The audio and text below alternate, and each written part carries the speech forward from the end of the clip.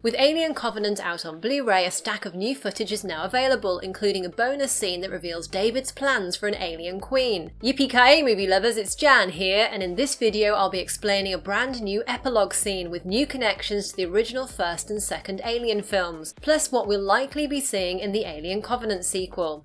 I'll also run through many of the official Blu-ray deleted and extended scenes and explain some of the gaps in the theatrical release that they help fill in. Also, I'm starting a brand new Funko Pop giveaway for an Alien Covenant Funko Pop from this range. To enter the giveaway, subscribe and leave a comment with your thoughts on the movie's bonus or deleted scenes. Just before I start, a quick warning that I will be discussing spoilers, so take care if you haven't seen the movie yet. Right, let's kick off with the bonus scene Advent, a 6.5-minute short film which serves as a kind of epilogue to the movie. It begins with David transmitting a secure message to the Weyland-Yutani Corporation. David says he's extending an olive branch to the company, which immediately opens up all sorts of questions about what exactly has happened between David and the corporation between the end of the movie and now, for him to be trying to reconcile with them. For example, have they discovered his lies about the crew dying in the neutrino blast, or did they find out he was impersonating Walter at the close of the film? As David talks, we get to see lots of details of his workshop and the experiments he's been conducting on the Paradise planet. In the message, David explains he's been exploring space following Peter Weyland's vision, and that together with Elizabeth Shaw he found the Engineer planet, which he describes as a rotting paradise. David says he wiped the planet clean as a gift to Shaw and that he wanted to build a new civilization with her help. However, she refused. It seems that after bombing the planet with a deadly pathogen, David woke Shaw up and she was presumably horrified at his actions. David has this totally creepy way of very matter-of-factly talking about something that's actually truly horrifying, and explains that he had no option but to use Shaw's body parts to make his masterpiece. Of course, David's actions and the way he talks about them are disturbing enough as it is, but if you think back to the prologue short, The Crossing, which shows David talking about how Elizabeth Shaw showed him such kindness and basically put him back together after the events of Prometheus, what David does and says in Advent becomes even more chilling. David believes the engineers were too afraid of their own power, which is clearly not a problem he shares. And although both he and they were creators of what he calls the wolf and the lamb, the engineers were too scared of their aggressive creation. David then explains that as he researched the black goo, he discovered it was ripe with advanced nanoparticles and functions according to an algorithm based on evolutionary computing. He also describes the living organism as a form of radical and chaotic artificial intelligence, which is interesting because it ties in with Ridley Scott's belief, which he's mentioned in interviews and his director's commentary, that in the real world both AI and alien life could be potential threats to humanity. David elaborates on his discoveries, revealing that the pathogen adapts to each species of living organism uniquely and alters it. As he explains more details about what he's recorded, the video flashes through various images, with one image in particular revealing that the fourth generation has a shortened gestation period, and additionally that his creations have a hive-like mind that connect them to a common goal. Now, this mention of a hive with a common goal is a clear connection to the idea of an alien queen, which first appeared in James Cameron's Aliens movie, the sequel to Ridley Scott's original Alien. David explains that he didn't find the animal life on the Engineer's planet suitable enough to fully develop his alien creation, but that he discovered Shaw's human body was a much better host, which he used to finally develop what he calls his wolf. The video then jumps back to the Covenant ship to remind us, as David says, that he now also has his flock of lambs, in other words the ship's human cargo, who he views as fodder for the continued creation of his masterpiece and experiments. And next we get the biggest tease for what's coming up in the next sequel, when David says that he's still working on perfecting his queen, then his hand touches Daniel's cryo chamber. As this first message ends, David triumphantly states that this is going to change everything. So we've got a big tease here from Ridley Scott for the follow-up movie to Alien Covenant, that either Daniels will be the source of David's alien queen, or possibly even that she'll be transformed into that. And it'll be interesting to see whether Scott will link her in some way to James Cameron's alien queen from Aliens, especially given there were some visual similarities between the queen from Aliens and the elongated head of the xenomorph we saw David develop in Alien Covenant, and also given the fact that in David's notes, which we see in the Advent sequence, he mentions a hive mentality. More importantly though, I imagine for Scott, we'll be linking up all the prequels to his own Alien movie, which kicked off the franchise in 1979, so I'm guessing we'll be getting an explanation for the source of all the eggs on the derelict where they first appeared in that original movie.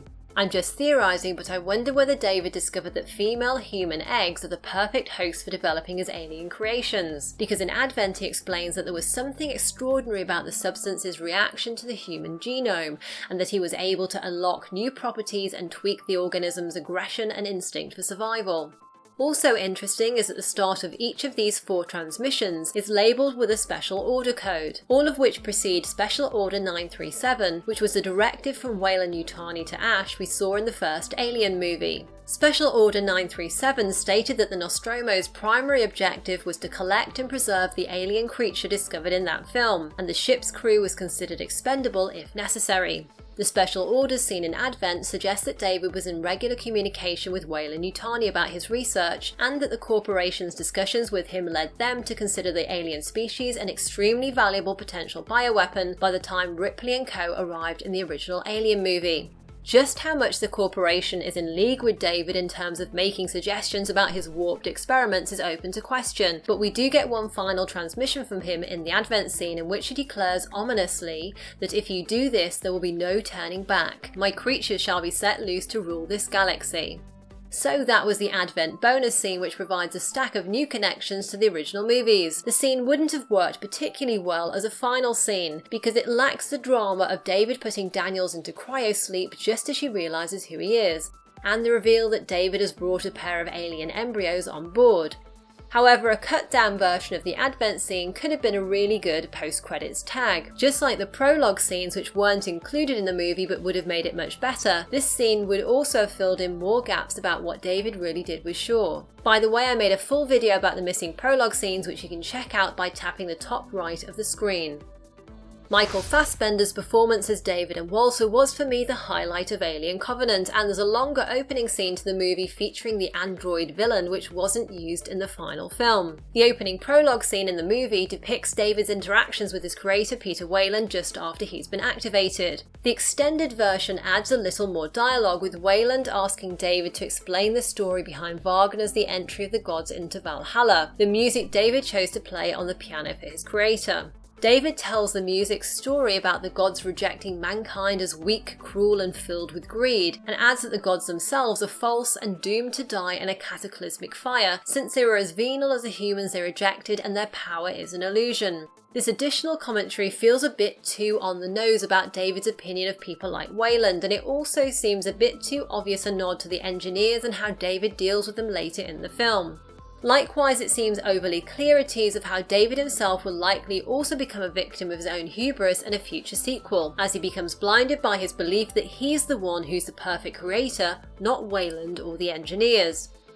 Another change to the opening of the movie is a deleted scene of Walter in a greenhouse on the Covenant. In the scene, Walter is busy checking on plants in the greenhouse and has a humorous debate with Mother about whether he's whistling to the plants to help them grow. Interestingly, the song we hear him whistle is Twinkle Twinkle Little Star, which is a little Easter egg as both Alien Resurrection and Prometheus featured that track in its trailers or TV spots. Walter and Mother's conversation is cut short when the ship is hit by the neutrino blast that damages it. In the theatrical release, a neutrino blast happened when Walter was checking on the Covenant's human cargo, in particular the ship's human embryos, and that probably worked better than including this scene, as that moment links nicely to the scene at the end of the movie when David smuggles in the pair of alien embryos. James Franco's Branson was unfortunately hardly in the theatrical release of Alien Covenant, with his role whittled down to a brief appearance in his cryo chamber and then in a small video message cameo. Franco did have some speaking lines in a prologue scene that wasn't included in the final movie, but there was also a full deleted scene with Branson that explored in more detail his relationship with Daniels. It's a flashback scene where Daniels dreams she's back in her New York apartment together with him. In the scene, Branson discusses the design of the cabin the couple are planning to build on Origai 6. In a way, it's a shame this scene didn't make it into the final film, as it would have helped the audience establish a stronger connection to the couple, and it also reinforces exactly why the cabin was so important to Daniels. There's an intriguing extended clip of the Covenant team following David across the Citadel courtyard, which is filled with the dead bodies of the engineers. As they cross the plaza, the additional scene shows the team stopping on a long bridge over the side of which they throw a flare. As the flare lights up what's below, they see several enormous juggernauts, confirming that the engineers clearly had multiple ships they used for travelling to other planets. It's possible that the scene ended up being deleted because it might have led the Covenant crew to be suspicious about David's trustworthiness too early on in the movie, given his claim that he was marooned when his ship crashed, and it also might have created confusion as to why David hadn't left the planet. There are also various other extended and deleted scenes which don't add an awful lot to the final film, and it's easy to see why they were cut. Although there are 3 which do show a bit more of the bond that Walter develops with Daniels and hint more strongly at the emotional connection he felt towards her. Had they been included in the movie, these scenes, which are the extended Jacob's funeral and the deleted Walter visits Daniels and Daniels thanks Walter, would have shown the audience more clearly the affection between Walter and Daniels, and would have provided more obvious context for the moment in the final film when David talks about Walter's love for Daniels and his own for sure. Now, what do you think about David's tease of an alien queen? Does it make you more or less excited for the next Alien prequel movie? And do let me know what you think about the deleted scenes and any theories you've got in the comments below. Don't forget to leave a comment and subscribe for a chance to win an Alien Covenant Funko Pop. And if you enjoyed this, I really appreciate your support and your thumbs up. And you can check out more of my videos like my Alien Covenant prologue scenes explained, which you can watch by tapping the screen here. Congratulations to my Spider-Man Homecoming and my second Cars 3 giveaway winners on screen now. Each of you will have received a message from me, so be sure to reply with your details so I can send you the prize. Thanks for watching and see you next time. Yippee-ki-yay, movie lovers!